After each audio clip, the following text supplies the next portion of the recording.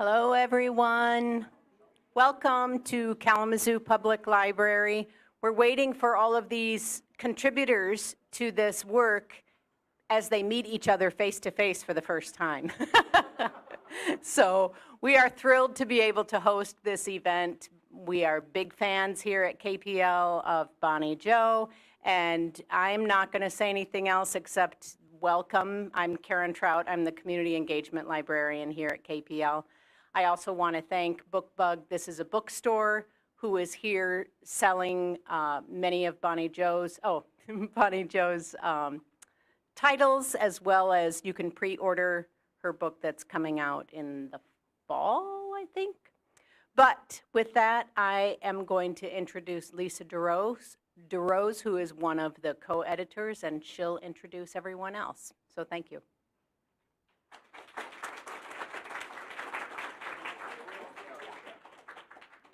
And actually, it's even more fun. I get Andy Oler and Ross Tangadal, my other co-editors, to join me here, and then we'll get started. So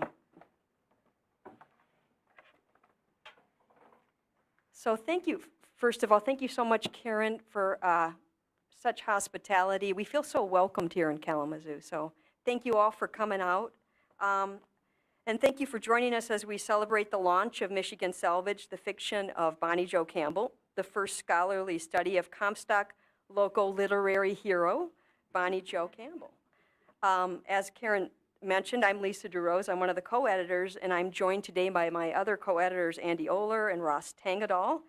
I'm also pleased to welcome several of our contributors, Becky Cooper, Marcia Meyer, Doug Sheldon, Ellen Lansky, Charles Cunningham, Raymond Durin, Raymond, I even have a note.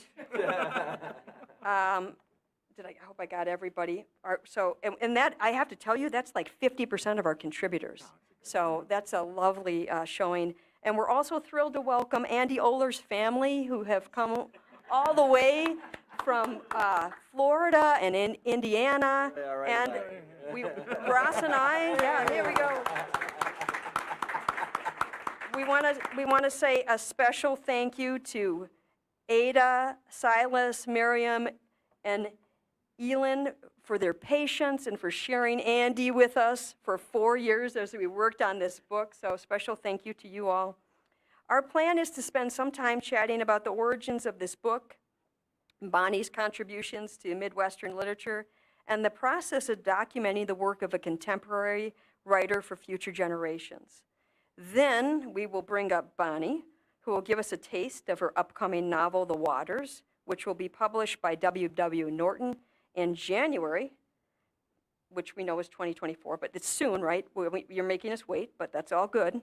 We wait with anticipation. And then Bonnie will entertain your questions. So I first want to begin by simply acknowledging the joy of gathering to chat about our shared admiration of Bonnie Jo Campbell's books, right here, near the township where she was raised, a few miles from the school she attended as a child, in walking distance from the university where she received her MFA, just down the road from Kalamazoo College, which awarded her an honorary doctorate.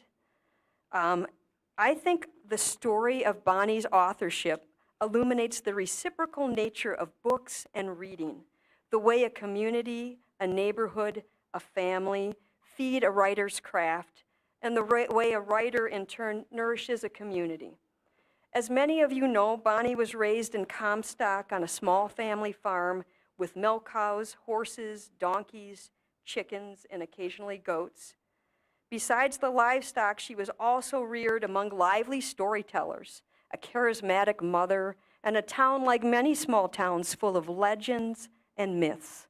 Comstock provided Bonnie with rich material and a landscape that fed her imagination and longing, a childhood spent among its ponds, creeks, swamps, and that mighty, or as Bonnie is apt to point out, ecologically troubled river, the Kalamazoo. But Kalamazoo, and specifically Western Michigan University, played a pivotal role in nurturing and boosting her craft. When I met Bonnie in 1995, I was in my second year of the PhD program in literature at Western. I still recall the day I encountered her because she was, and I think still is, a sort of joyful disruptor. She made herself known right away. Outside my office door on the 9th floor of Sproul Tower, I heard a booming voice, and I glimpsed a towering figure. Of course, that's not hard to do to me. But perhaps most unsettling was her cheerfulness. We were all anxious graduate students, especially me. What business did she have being so joyful?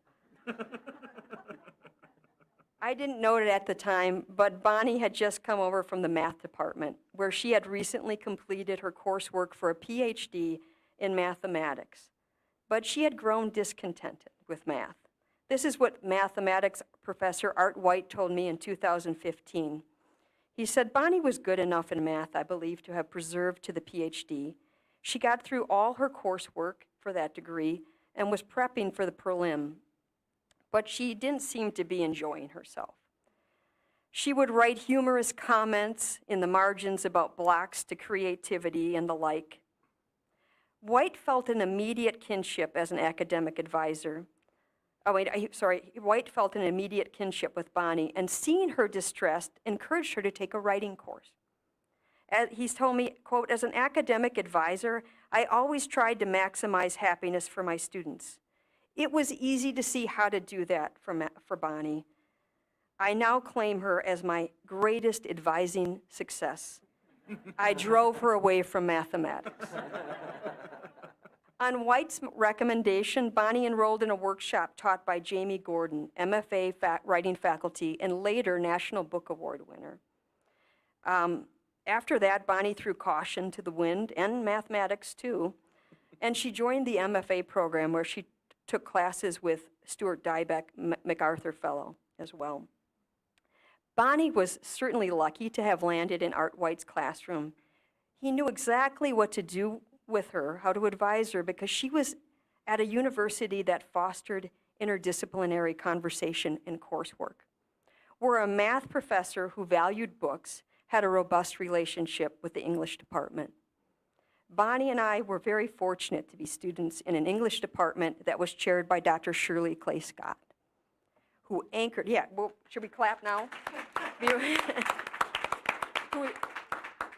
who anchored us in a vision that fostered collaboration and intellectual curiosity.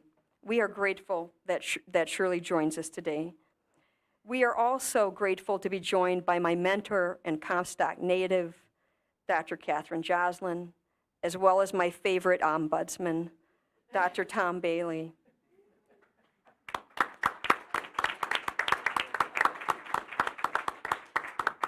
We also want to acknowledge Norma Van Reenen, the person who gave us the tools and courage to approach one of our most daunting tasks at Western, teaching freshman composition. And Norma, thank you for being here. In this spirit, the collection, Michigan Salvage, also elevates the importance of teaching, as every contributor in this book has also provided a teaching activity to accompany their essay. Bonnie has not only been the recipient of good teaching, she is a devoted practitioner of it.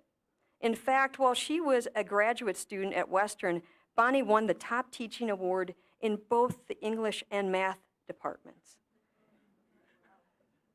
A frequent speaker at conferences and book events, she has led workshops and taught classes at over 80 colleges and universities across the country.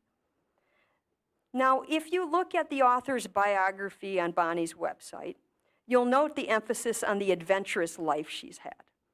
Hitchhiking across the US and Canada, scaling the Swiss Alps on her bicycle, and traveling with the Ringling Brothers and Barnum and Bailey Circus selling snow cones. But the truth is, Bonnie got all that wanderlust out of her system early on. She returned home to Comstock 36 years ago and has remained a devoted citizen and ambassador to this place. Neither her literary fame nor her worldwide fan base have persuaded her to strike out elsewhere. Many a Midwestern writer has been lost to sunny California or swanky New York City, but Bonnie chooses to remain here. And so the place that fed and nurtured Bonnie is the same place that she transforms and evokes for us, readers, scholars, and teachers, who see in her compelling portraits of landscapes and characters a reflection of our own communities. And now my esteemed and lovely co-editors will explain how Michigan Salvage demonstrates how Bonnie's writing contributes to a more complex and nuanced understanding of Midwestern life. So, Andy?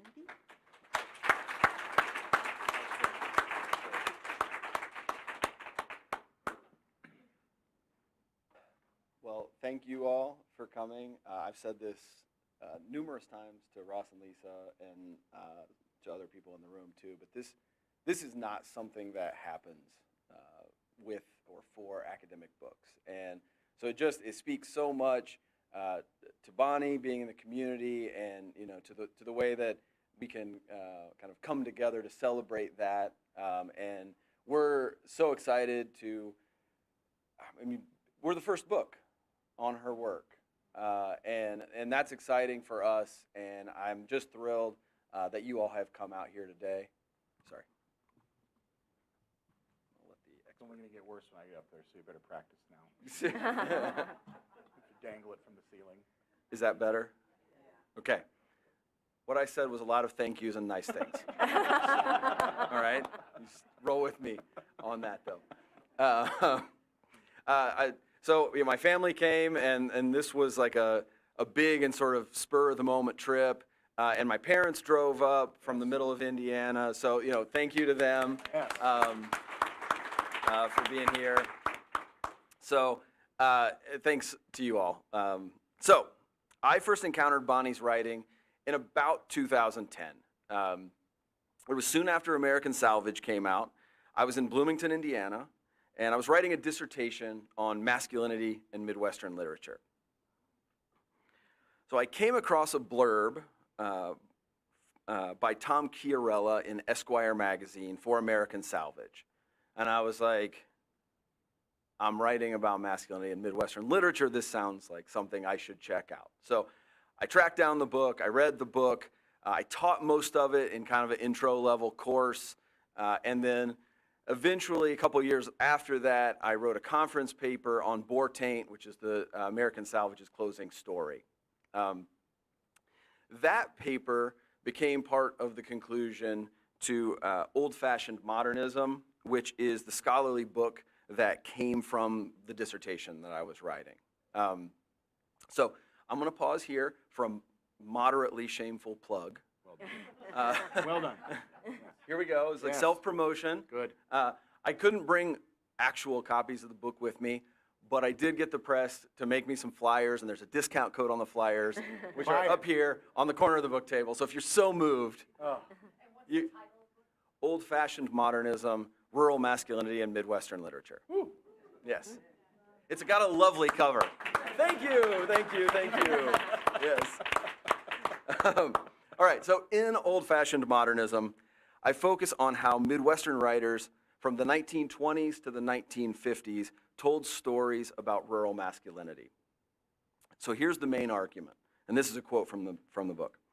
When Midwestern modernists represent the disruptions of agricultural modernization and the struggles of the Great Depression, they don't wish for the revival of pastoral masculinity. Their focus, rather, is on how their characters and communities can negotiate the failures, challenges, and promises of their disorderly modern moment. All right? So Bonnie's writing obviously comes much later, all right, than these like 1920s, mid-century stories that I was writing about. But I saw some similarities between those older texts and her version of the rural Midwest.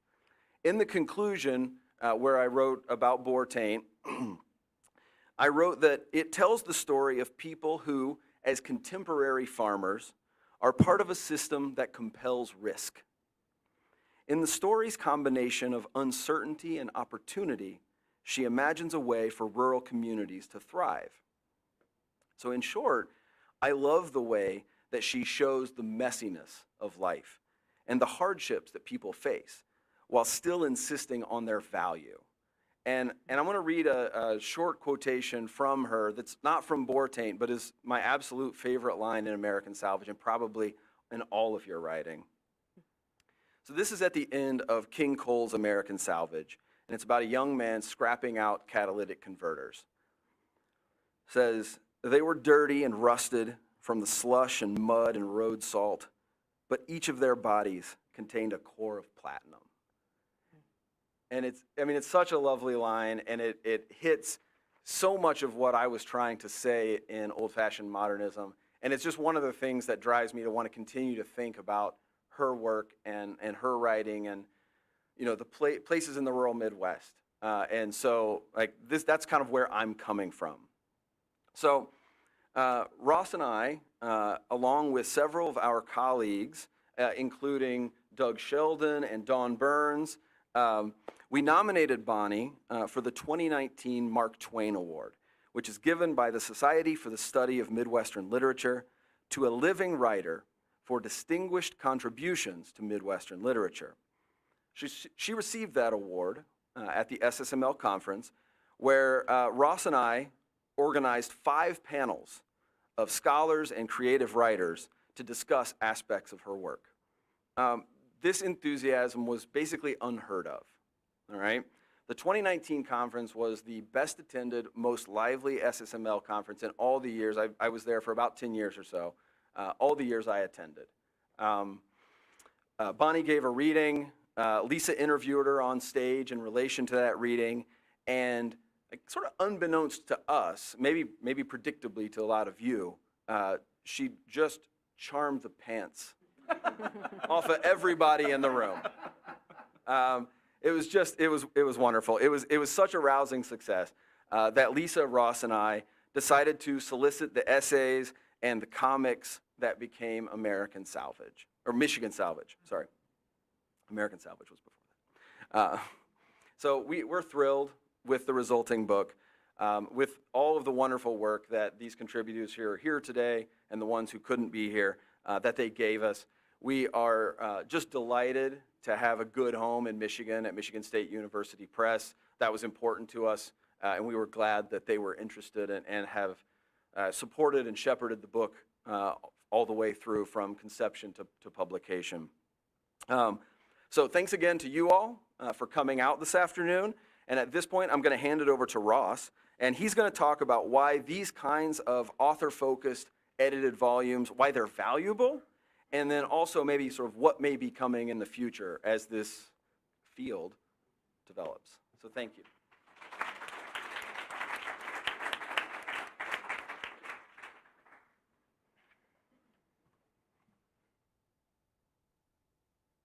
I brought signing pens for my friends Lisa and Andy. Give me another one. Give me another. Oh, wait, what did I do? Oh, thank you. So once you buy your copy of our book, we will gladly sign it. Oh, this doesn't happen, friends. You have no idea. Between Andy and I, we've both written a monograph, and we've both done other edited collections, and this is the only book that we've all worked on that has gotten any sort of treatment like this. So there's a lot of people to thank for that, and we're really proud of what we've done so far. But we can talk about that later. So I'm going to talk about, I'm a bibliographer, which is I study the book as an object of commerce. That's the materiality of books and what that means. And so that's my little remarks are kind of centered on those things. All right. So how do we begin to remember contemporary literature? So much of what we study as literary scholars exists sometime in the past. My primary research subjects, F. Scott Fitzgerald and Ernest Hemingway, have been dead for 83 and 62 years, respectively. Their last major novels released in 1934 and 1952. Fitzgerald died thinking himself a failure, and Hemingway met his end in an Idaho cabin, having lost his ability to write after extensive electroshock treatments at the Mayo Clinic. Yet, both now benefit from entire fields dedicated to the continued study and appreciation of their writing. Biographies, too many to count, especially for Hemingway. There's like 25 Hemingway biographies, and one really good one. I won't tell you which one, you figure it out. complete descriptive bibliographies, which are detailed catalogs and physical descriptions of every printed piece an author published in their lifetime. Monographs, which of course are single theme or single subject studies. Edited essay collections like ours. Journal articles, conference presentations, the list goes on and on. There's thousands of listings on Hemingway and Fitzgerald, right? So these men and their writing and their lives, I believe rightly so, have been and are being remembered on a daily, weekly, monthly basis in classes and all over the United States and the world. So I return to my original question. How do we begin to remember contemporary literature? Which authors become the beneficiaries of the vast machinery of academic memorialization? The courses and the conferences, the books and the special issues, the things that lead to canonization, if such a thing is still a marker of staying power. In short, it takes work. For over a year, Bonnie Jo Campbell sent me every journal, magazine, newsletter, and printed work that her stories, essays, and poems appeared in from 1987 to 2020, along with first editions and reprint editions of each of her published books. Books and magazines came to me in boxes that originally held kitty litter and Michigan blueberries.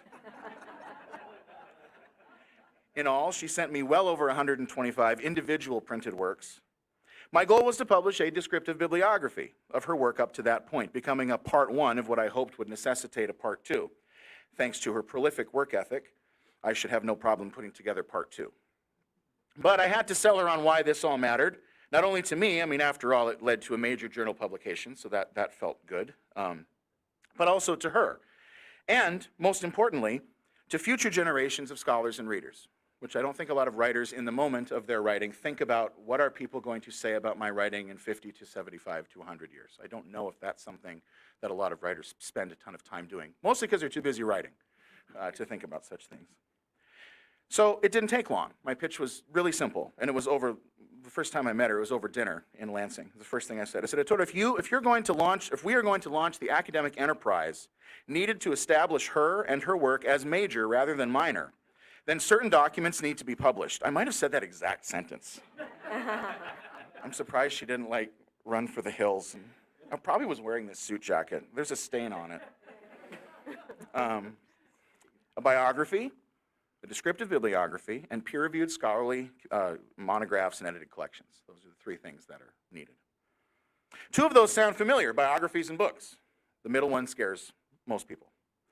But the detailed listing and description of all printed works amounts to a textual biography of an author. There is life in every item, each listing, each detail. Without it, in 50 to 100 years, there will be little memory of where all the work went. So now you can access that information in the papers of the Bibliographical Society of America, the foremost journal of book history and bibliography in the United States. Bonnie's bibliography came out in the same issue as a Shakespeare article. So she was pretty proud that she got to hang out with William Shakespeare in a 125-year-old, journal. That's pretty cool, Shakespeare and Bonnie Jo. So with this bibliography completed, and actually bibliography is never completed. Fredson Bowers, the American bibliographer, taught us that. It's always ongoing. There's always another piece to be found. There's always more writing to be done. And so this is part one, up to 2020, and she's already collecting as she writes and gets accepted. Things need to continue to be collected, so I get more boxes of Michigan blueberries over the next several years. But the creation of a scholarly edited collection seemed natural and right. Our excellent contributors established Campbell as an artist of the highest order, a writer dedicated to the people she knows and who she hints we might just be. Michigan Salvage is the first in what we hope are many books on Campbell and her work, but as the saying goes, someone had to be first, and we are glad it was us. Next steps in launching the academic study of her work include a biography by Lisa DeRose, more and more journal articles and book chapters in peer-reviewed venues, a collection of Campbell's interviews, which is currently being developed by Andy, Lisa, and myself, and perhaps even a society dedicated solely to the study and dissemination of her work. So to conclude, in conclusion, I tell my students never to say in conclusion. To conclude, eminent bibliography G. Thomas Tansel noted that, quote, Melville likened the creation of art to Jacob's wrestling with an angel. The texts of documents preserve a partial record of that struggle, and the effort to make this record more widely known is a noble service, contributing to the knowledge we have of what it means to be human. So, not every author will receive the treatment we are giving Bonnie Jo Campbell, and only time will tell if our efforts are fruitful, successful, or noble. But the foundation, I think it's noble. But the foundation is laid, and the bricks are going up one by one as we begin to craft the means by which we help the future remember Bonnie Jo Campbell and the very human work that she continues to give us. Thank you.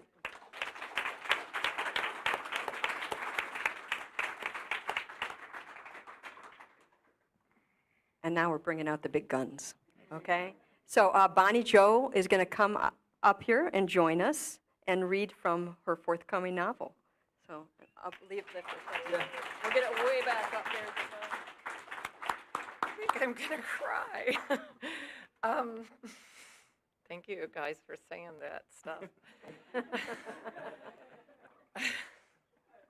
You didn't tell me it was gonna be like this. Because you know, most of the world doesn't make writers feel like this. You know that, right? I think most of the. And I mean, it seems silly to read from this right now, doesn't it? Or does it? Okay. No, okay. And we'll just do it. We'll just do it. And are we going to hear from Marcia also, a couple other people, or just? Or are we going to? Then we're going to talk, right? Yeah, Then we'll talk. Yeah, we're going to talk, and you guys we'll will get have people to- questions. Okay. And then So yes, contributors, we're going to ask you to sort of chime in and talk. and maybe but sit up after in this. the front or something. Okay. I'll go ahead and read the first paragraph, and then a couple paragraphs in a minute. I hope it works, because I've never read from this. The thing is, this exists as an arc. Do you guys know that the arc is usually published about 6 months in advance, and it goes to the booksellers? And I kind of got in trouble because I made over 1,000 changes since the arc came out. And then when I asked they changed my publication date. It was supposed to be published in October. And then I got I guess it's good news, because I was told that they wanted to wait to do a bigger release. So that it will be released in January. However, they had this arc made, so I was like, well, can I keep making changes? And I got this note from the production manager who said, no. You're done. So I hope it's okay. But okay, so I'm just apologizing because I'm sure it's horrible and there's lots of mistakes in here. So this is from chapter 0 of The Waters. And you guys might have known this book was supposed to be called Donkey. It was supposed to be called Donkey, and I guess people said, you're not going to win the National Book Award with a book called Donkey. So it's The Waters.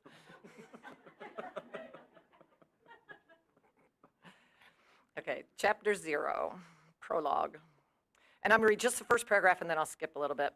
Once upon a time, Masaga Island was the place where desperate mothers abandoned baby girls and where young women went seeking to prevent babies altogether. But in living memory, Rose Cottage on the island was the home of the herbalist, Ermine herself, Zook, who raised her 3 daughters there. The oldest, a lawyer named Primrose, was the most accomplished. The middle daughter, called Mary Rose, called Molly, a nurse, was the most practical. And the youngest, Rose Thorn, was lazy and beautiful. Hermine's medicines, her tinctures, salves, and waters, are now discredited in the light of day, but at night, the people of White Heart, Michigan, still use them if some tidy housekeeper or other busybody hasn't tossed away the unlabeled jars and bottles. Only tiny amounts of these fixes are required, as they have become more effective with time. Sometimes just unstoppering a bottle is enough to release a cloud of soothing into an ailing household. The island and its women loom large in the dreams of local folks, who sometimes wake up sweating from visions of witches in black, though the island women never wore black, or of crows watchful in treetops, or of swamp streams bubbling up through the floorboards of their houses. It is said that the island, where healing waters percolate to the surface, was a place where women shared one another's dreams, a place where women did what they wanted. I'm just going to read a couple paragraphs here. So you got that Hermine's name, they call her name's Hermine, but they call her herself.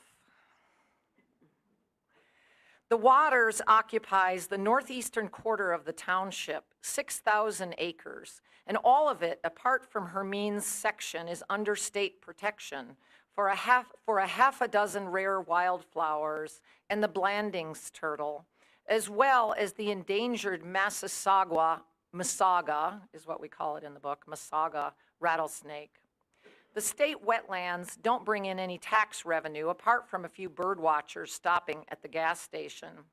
Even families in Whitehart who have never farmed this area know how the Waters can creep into low-lying cropland and undermine what looks solid. Half a century ago, Wild Will Zook ventured into the Waters and fell in love with herself after she treated his rattlesnake bite and also cooked and fed him the snake that had bitten him. Maybe he married her because of some spell she put on him, or maybe just because it was the most outrageous thing a man could do in Whitehart. And it did impress everybody, made him seem taller than he was. After they were married, he bought the Boneset land for them at a tax sale and built the big cedar house from which vantage point he looked down upon the island. But he was never able to convince his wife to live there with him. That this high-ceilinged, two-story dwelling sat empty with its windows boarded up for 30 years was a testament to the power and determination of Hermine Zook. The people of Whitehart loved to decry her stubbornness, both for refusing to live there and for keeping it empty all those years, and especially her refusal to sell any portion of it, to sell any portion of her holdings, the Waters or the dry land at Boneset.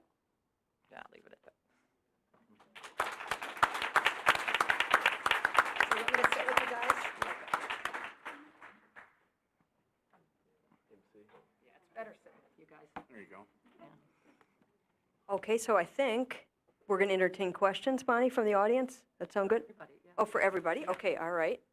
I wonder if I can pass this around. Well, let's just begin with questions. I think Tom's got that Oh, one too. perfect. Oh, thank you. All right, people who know how to do things. Love it. And if there's not any questions, then we're going to think of things to say. Yeah, we'll just start talking. I don't know Yeah. if that's what you want or not, but No. that's next. Oh, of course, we have contributors here, too, who might want to chime in. Anybody? So any questions for church. Bonnie? I mean, you know, we've been waiting for her to write here for a while. Okay. Oh, see, we know. Yay. It's like Phil Donahue. Feels better. So I am curious that chapter 0 or the prologue, from a writing perspective, I'd like to know if you wrote that last after you understood your book or how you pondered what you wanted for your first paragraph, how you made that decision. Are these actually on? Oh, yeah, I don't even, you guys know I don't even need one. Right. I mean, for crying out, you almost can't answer that question because I rewrote the book hundreds of times. I mean, hundreds of times. I'm one of those writers. The way I write is I write a really bad book, and then I write it again, and it's a little better, and if I do it a few hundred times, then it gets better and better. So every part of the book was rewritten many times, and the beginning was re-envisioned many times. And there are people here in this room who saw an original prologue that was an original prologue, but it was very different than this prologue. So part of the reason for having a chapter 0 is because it's funny, you know, because it's a prologue. And also because there's a mathematical element to the book. And so there's, maybe I'll give it away that the epilogue is chapter infinity. So, so the book was written in every order, and every part of it was rewritten many times.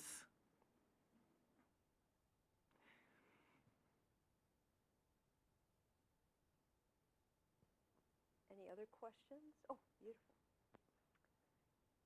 Yes, so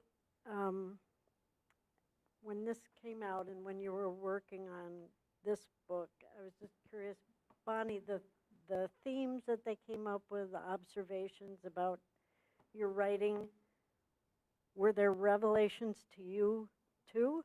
Or were there things that you were like, oh, good, somebody got it?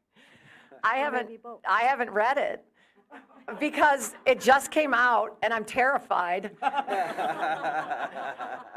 And I'm embarrassed and I feel like crying every time I look at it because I can't believe it exists. And so I looked a little bit at the pictures. You guys know there's cartoons in there from Monica Friedman. And we even were joking last night while we were drinking that there's there's a little bit of racy stuff in there. So if anybody likes that sort of thing, you know. You can thank Doug Sheldon. D-O-U-G. Look at page 167. Just go over there and look at it when you get a chance. No, I mean, it's such an honor that this exists, and I couldn't puzzle out. I thought they were joking about putting this book together for a long time. I thought it was just a way of you're on these funny threads, and people, they say funny stuff, and let's go on a vacation together to, I don't know, some Timbuktu or something, and then, let's write a book about your work. And then it was real. So I look forward to looking at it, but I mean, it's such an honor. And, I don't know if you guys, I mean, I know there's a lot of writers out there, but most of the time I don't know, I'm so insecure that I can barely get out of bed in the morning. And so, I wonder if this will give me a little boost. That's what I'm hoping, that it'll be like, oh yeah, for sure, you should get out of bed and write some more.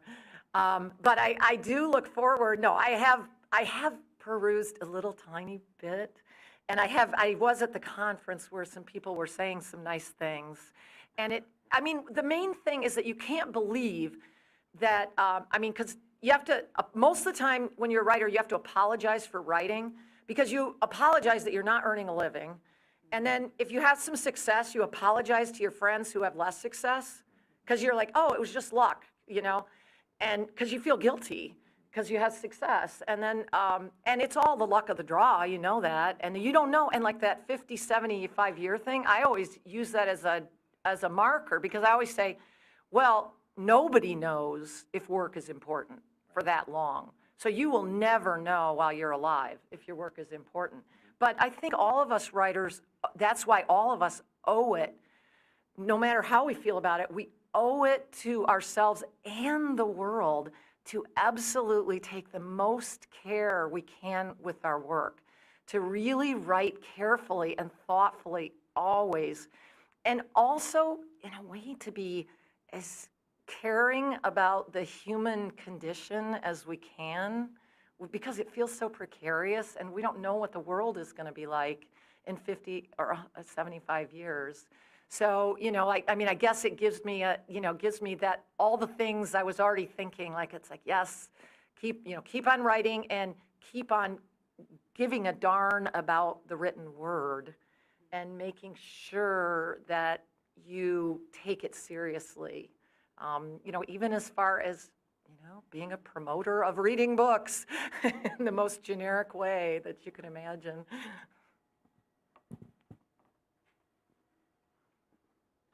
Am I on? Yeah. I'd like to add to that a little bit.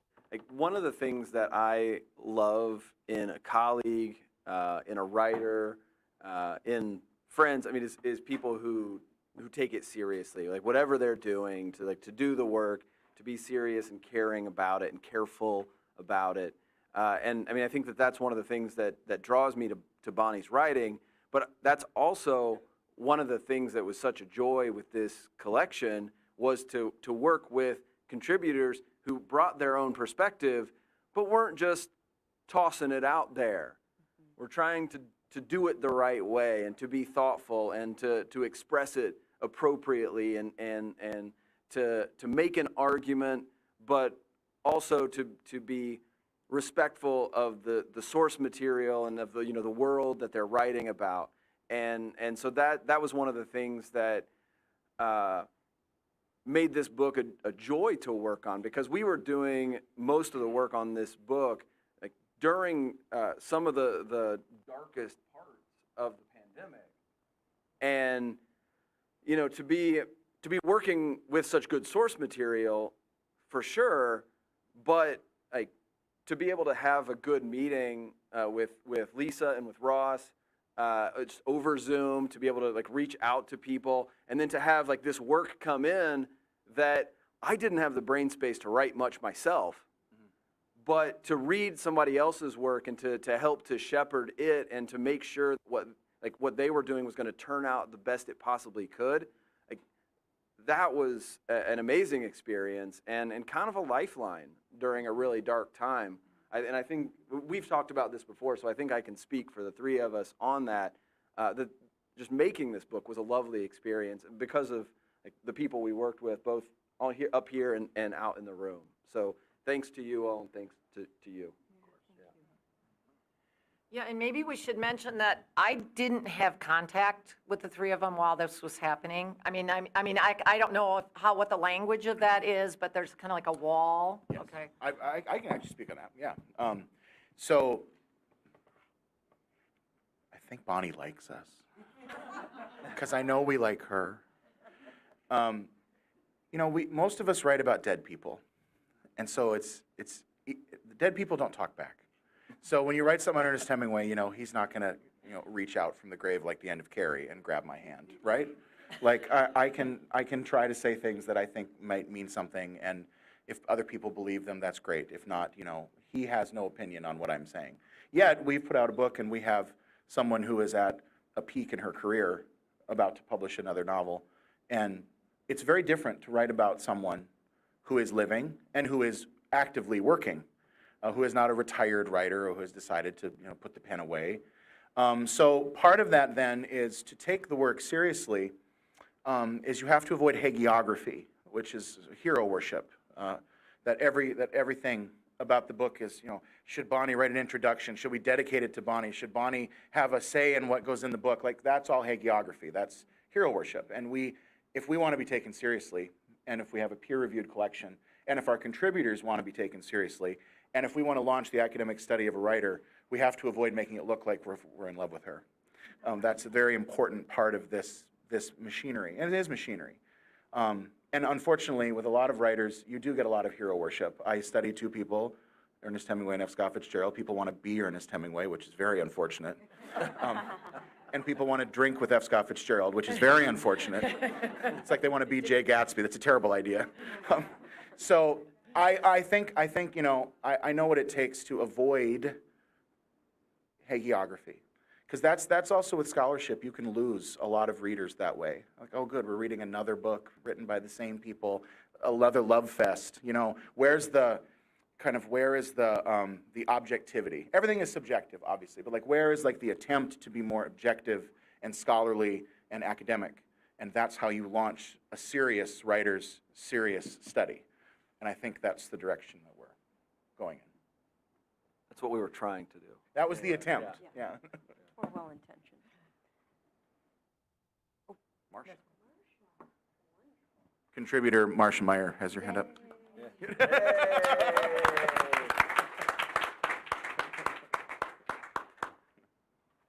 My contribution is probably the least academic of any of them. And my writing coach is sitting right next to me, thank heaven. And he is also right up there after 18 edits, I think. But I learned a whole lot. He was great. I just want to say what I wrote about was creating a community of readers.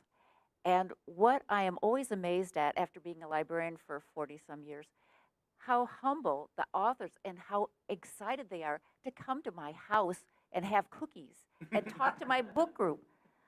And of course, Bonnie Jo always said, yes, I'll come.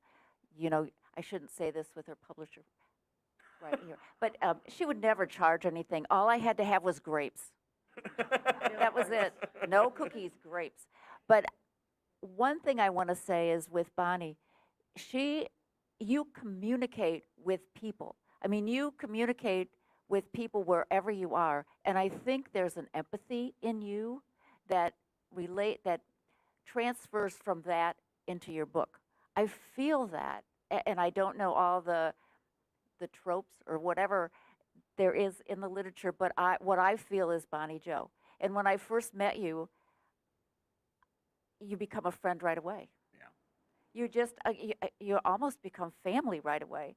And that feeling transfers over to your characters. There's an empathy. You get into that. You pierce their soul.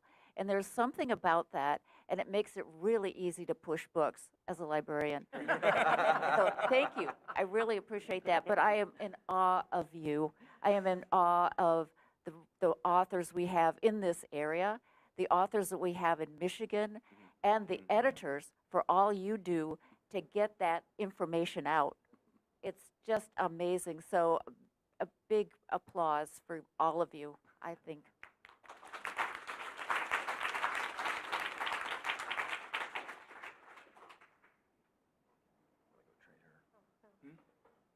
Oh, yeah, switch up, yeah, good idea. Take shifts. We've got the experts here.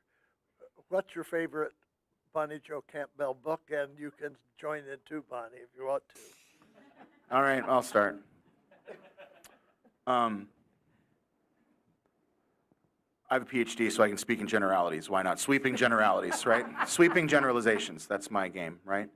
I love the short story form. I'm an Ernest Hemingway scholar. His short stories are some of the best written in the language. I think American Salvage is one of the best books of the last 35 years.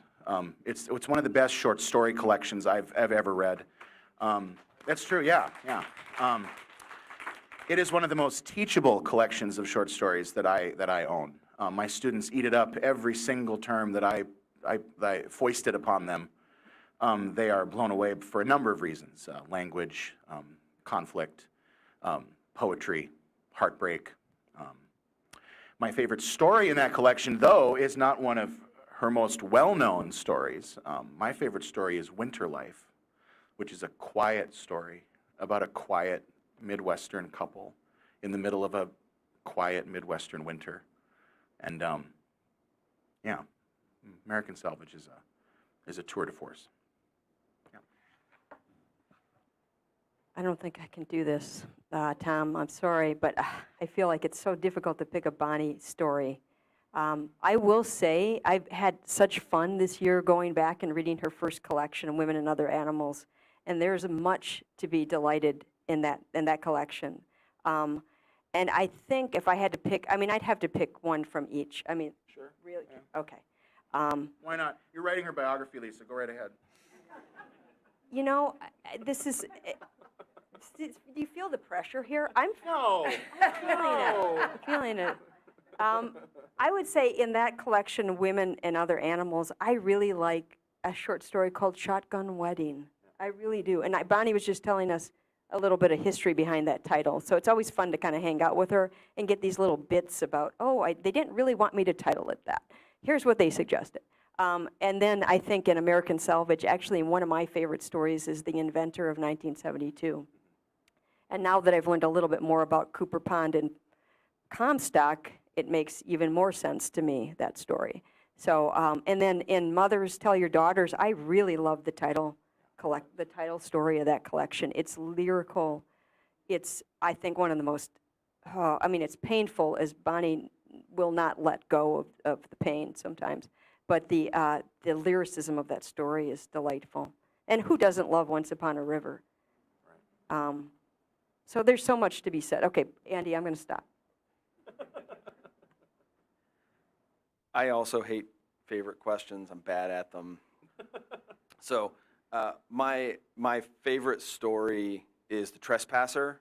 The way that it sort of folds time and realizations together, and it's this like beautifully written story that is also just horrifying and like gross and different, like, and it really sort of runs the gamut and sort of pulls you along in different ways. And I do love Once Upon a River, but I grew up on a farm, and so Q Road of the novels is probably the one that I gravitate toward the most. And I'm just going to stop because I could just keep talking. But, Keep yeah, going.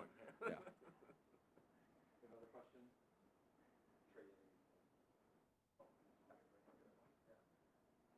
Hi. So I grew up in Comstock, and and had Bonnie and Lisa in class and such like that. When Bonnie Jo came into my class, she sat in the front row, and when she started talking, her voice boomed, and everybody else just looked around. And I thought, she must be from Comstock. And she was. But my colleagues would say to me, and I'm not going to say who they are, the problem with Bonnie Jo is she makes Comstock sound so bad. People aren't really like that. It's really kind of icky. And I said, no. I would say she made it sound pretty damn good, all things considered. My question to you is, in a world of a person I shouldn't mention named DeSantis, there is a world in this that it's out to get this library, and it's out to get these books, and it's out to decide, to determine who gets to teach what. So, and Bonnie's books are so sincere and so beautifully written, but I think that I worry that that kind of work is in jeopardy today in our larger culture. Maybe you all could, because this is a project you all you're all working on this as hard as you can, but maybe you could speak to this problem right now in our culture. Yeah, I teach in Florida. That's where I live. So this feels very present to me right now. And I'm at a private university, but one that is, as you might expect, like has a board of trustees that's beholden to certain political orientation.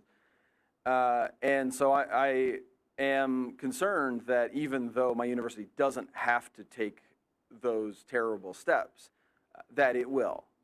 And so, as a teacher of literature, as a leader in my department, as a parent of school-age children, that it feels very pressing and very targeted, those kinds of arguments. And it also can begin to feel very hopeless at times, because when people are making those kinds of changes and those kinds of attacks, I think very clearly they are not beholden to the people in their community. They are making those arguments ideologically, and they are listening to a few people in the community, but not necessarily to the majority.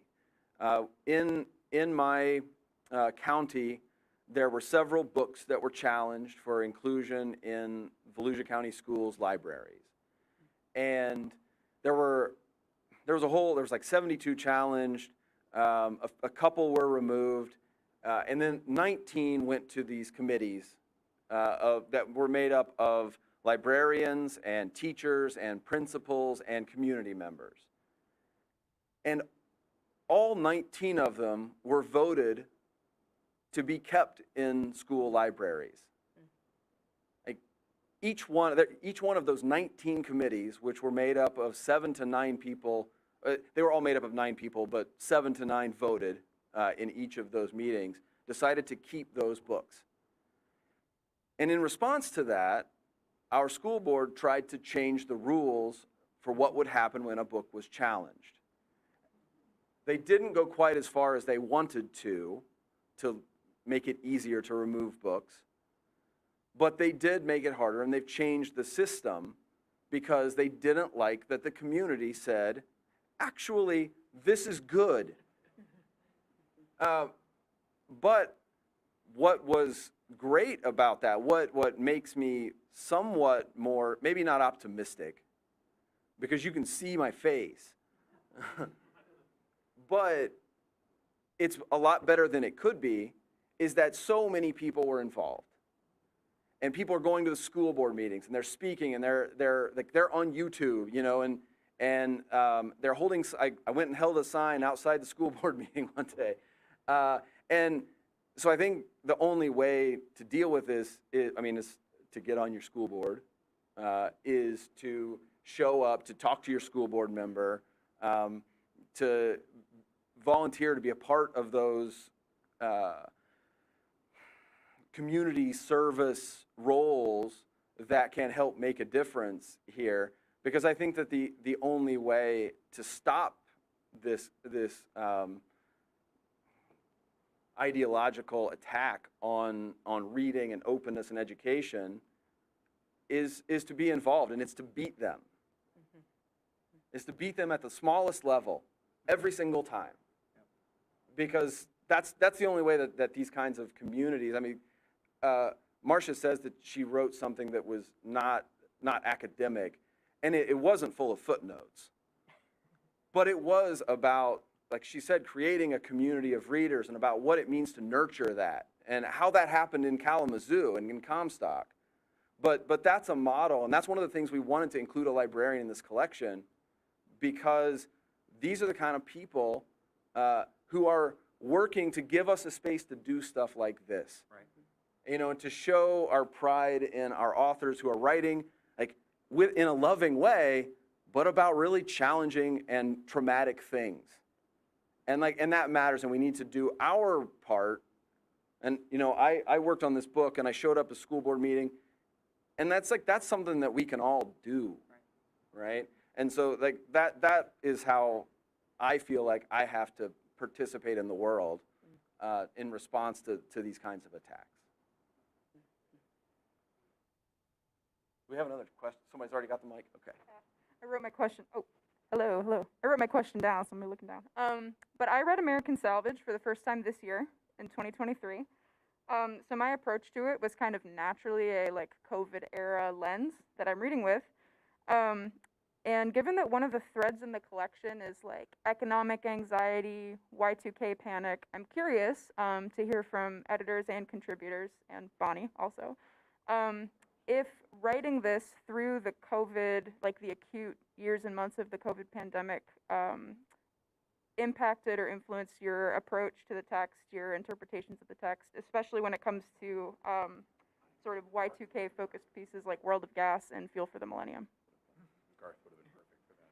We have a contributor who wrote on that and is not present. No But way. I'm wondering whether, Charles, would you want to address the economics? Charles wrote a Not- chapter not- on. I know, not- right?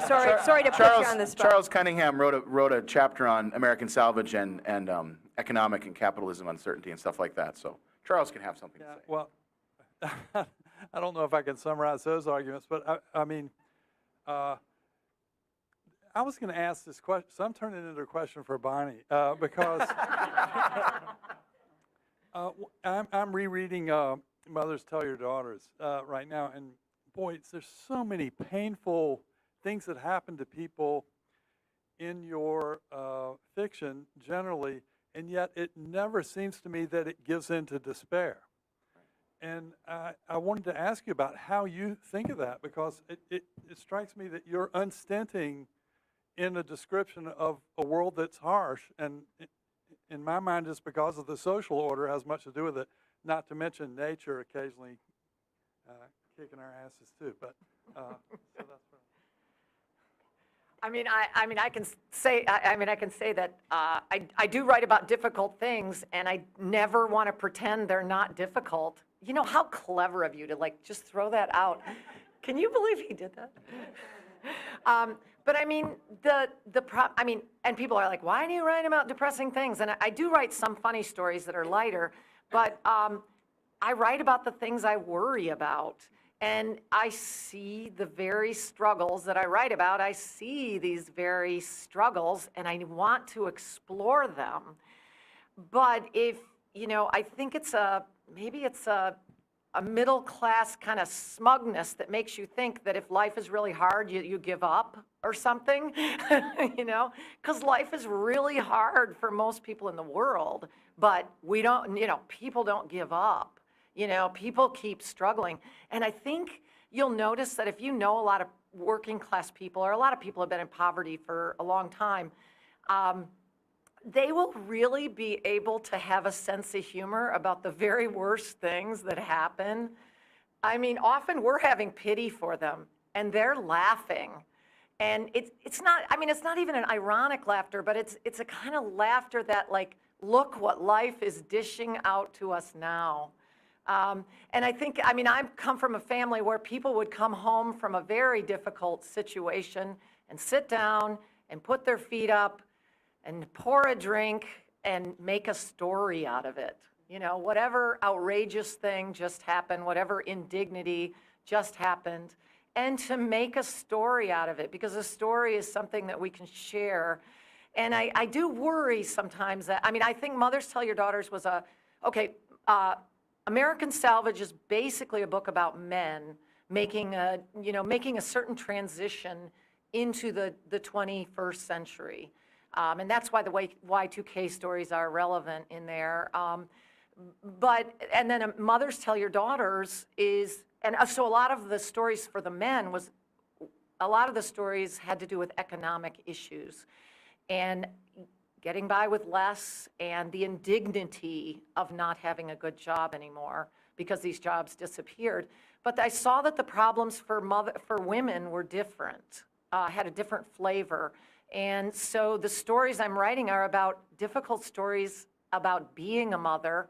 And it's hard, I think, for all of us to read or even to think about bad mothering. I think we can think about bad fathering a lot easier. It's a lot easier. When we think about bad mothering, I think it just makes us uneasy to our very core. Whatever kind of mothering we had and whatever kind of mothering we provided to those around us, we're still afraid of bad mothering. We're afraid even to tell stories about it. All we want to do is we want to damn bad mothering. We want to condemn bad mothering without even really exploring it. And so I'm really interested in the project of, exploring bad mothering. And so I think that I'll be curious what happens over time with Mothers Tell Your Daughters, because I think it was a hard book to read for everyone, I think.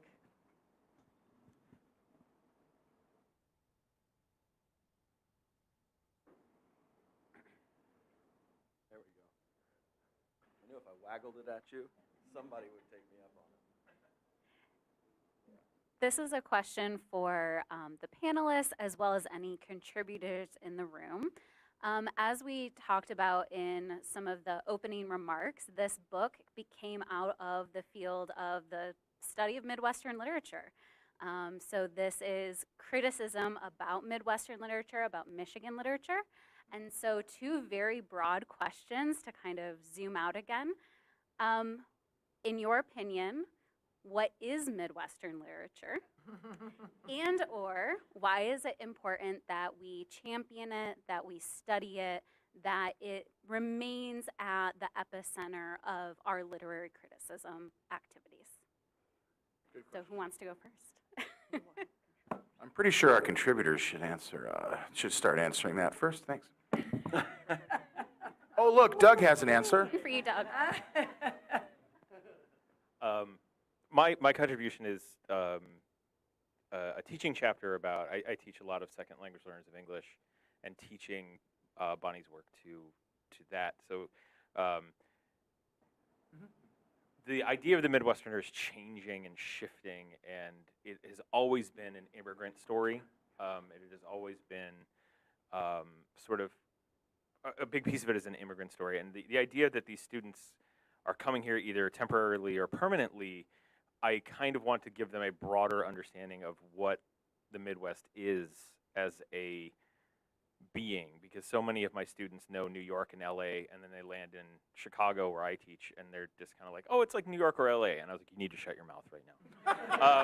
No, not really. But the thing that they get out of it is, because I'll teach Bonnie in tandem with Richard Wright and Nelson Algren and a lot of these, like Sherwood Anderson, all of these sort of like Midwestern sort of ideas come out, and my students are really noticing this idea of, there's sort of, I think the biggest thing, especially if we're going to be talking about what does that mean, they didn't see themselves as Midwesterners coming in, and then leaving the class they kind of do. Because I was like, no, you're here, and you're interacting, and you're seeing all, and you're bringing those values and and the Midwest is such a place of absorption rather than sort of flag raising, I guess, that you would get in other regions. And I think that would be what I think I was trying to do, is showing them how the text shifts over time and how they are part of creating that shift and doing that. So to me, it's this like open order. Yeah. Give it to Raymond. Somebody has a follow-up question? Oh. No, we're gonna. And then we're going to go to And Becky then next. Becky's next. Yeah, Yeah. Yep, you're Yeah. next. Yeah. You're next. You're going to say something. Yeah. Start thinking about it now. Yeah. Yeah, I really like what you had to say about Midwesterners absorbed too. I think Midwestern. I'm Raymond. I wrote a pedagogy chapter on teaching this to creative writing. This meaning her to creative writers.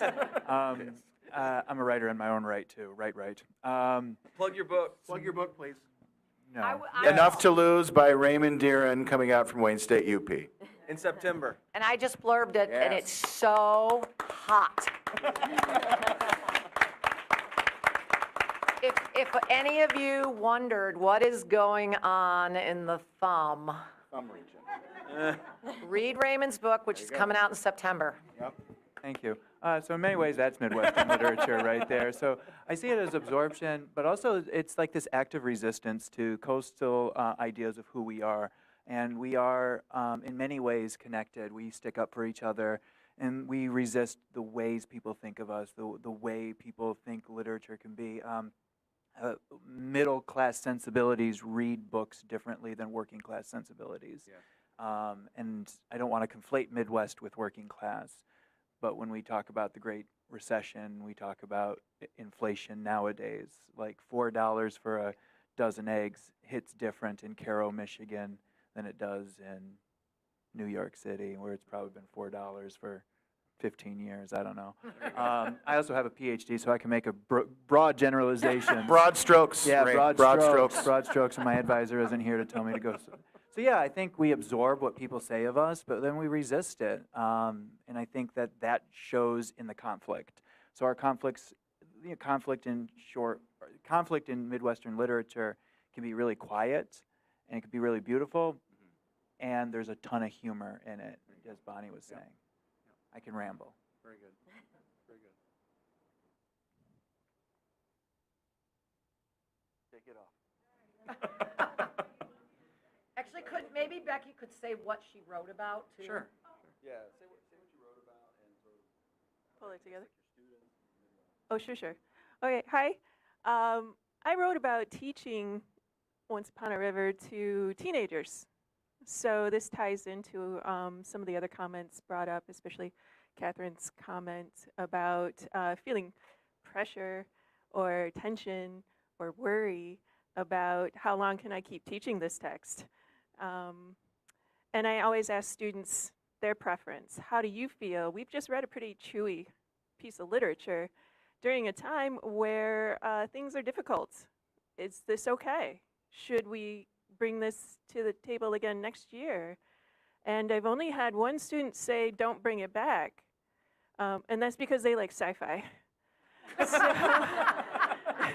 So I'm really confident that it's a book that I can keep bringing back just to explain to anybody who has an objection that, no, these are the kids themselves saying, we need this. We need to have these conversations. We see ourselves in some of what happens to Margot. We see ourselves in these conundrums. And I think also, Catherine, you're the one who said there's something about the sincerity of which you write these situations that really resonates with them as Midwesterners too. They're conscious of the fact that many of them are about ready to embark upon life after high school. They're taking their APs. They're getting ready to do something different or new. And are they going to stay here? And some of them are looking outward, and others who are getting, say, the Kalamazoo Promise are excited to stick around and use that to their advantage. But there's a sense of, and what's the word, resistance? Yes, there's a sense of resistance to being pinned down, stereotyped, but there's also a pride in, but we're also like this. They want people to know that they are also earnest and very concerned about what's happening in the world around them. They read a story like Margot's, and they're up in arms. They want to see something different. They want to see this addressed, and these are what our conversations center on. So that is my privilege to be able to witness that in action. Yes, wonderful. Wonderful.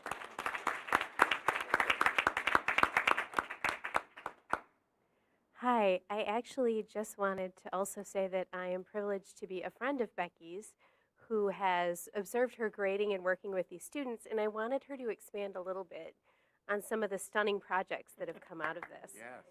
Because they're beautiful. Which you can see in the book. Yeah, there's her. Yeah, you should flip through the And book. maybe yeah. just clarify which students you're teaching. I mean, they're an exceptional group of students. Yes. I teach for Western college-age students, but the program that I use Bonnie Jo's work with primarily is with high school students who are in a program called ATIP. And these are students who have tested in or they have been recommended by their school counselors to skip general high school English and come over and hang out with me at Western and study there. And by the end of the year, which is when we jump into Bonnie's book, they're burnt out with writing essays. And so I asked them to write reflections, but I also invite them to, instead of doing an essay, please choose a different artistic medium and create a piece of art that resonates with their own experience with the novel. And they get to choose what they want to focus on. They get to choose what they've grappled with the most. They get to choose what delighted them the most. I invite them to also choose a medium that they've never tried before, because now's a great time to do that. I'm not an art instructor, so I can't score on how well they create, but I can only score on how well they try and the thought that they put into it. We've had people do original music compositions. We have had people do choreographed dance, perform it in the woods, take photographs of that and show it to their classmates. We've had sculptures where one student went out in the yard and dug up bones. We've had another student who did a sculpture of bringing a bunch of twigs together into a female shape that just looked so remarkable, the whole class gasped. We've had collections of poems. We've had watercolor sketchbooks created of all the characters, slam poetry, film. We've had 5-minute films created out of this. Anything you can really imagine. I've had a student pull a friend who goes to her school who's not in our program to accompany her on ukulele so she could sing to us. So they've just charmed me beyond belief. But also, I have to confess that every single year they make me cry. They probably make me cry right now thinking about it. But they're amazing, and they need this. They really need this.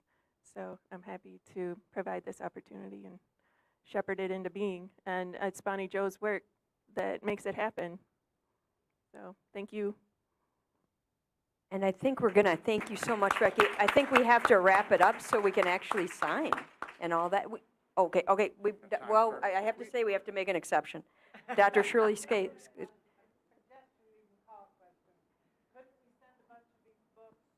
Biden and Harris and all these other people who talk about their working class origins and stuff, you know, their hardships, they never dealt with the sloppy diaper and stuff. Right. These do, and I think they should read these books. Okay, thank you. Well, we want to thank you all for coming, and we do have these books for sale, and we're happy to sign, and Bonnie's happy to All sign. the contributors And all the will come up here and sign. So if you buy a book, everybody will sign their chapter. So. And we do have a reception event. Okay, Bonnie, go ahead. Yes, you're all invited at 4:30. We're having a reception party. I mean, it's just an excuse to be together, all of us writers and readers at Sarkozy Bakery. They're closing. As soon as they close, they're going to sweep the floors. And at 4:30, we're going to drink, and we're going to give you stuff to drink and eat. It said they're going to sweep the floors, but we don't care. But please. And we have a cake. with the book cover on it. Book cover, and it's from Boone's Heirs. It's not from Meyer. I mean, nothing wrong with a Meyer cake, but this is from Boone's Heirs. So come over and join us at Sarkozy Bakery at 4:30. And Brian is here, our buddy Brian, who made us some crostinis to eat. Is he here? Oh, he left because he's making crostinis with Sarkozy bread. So please come up and talk to us, and then join us in an hour at Sarkozy, and let's sort of party a little bit over the subject of literature and all these fabulous writers who are in the room. So thank you.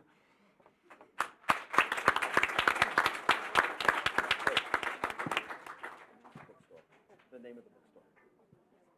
Book Bug, right? Book Bug, yep.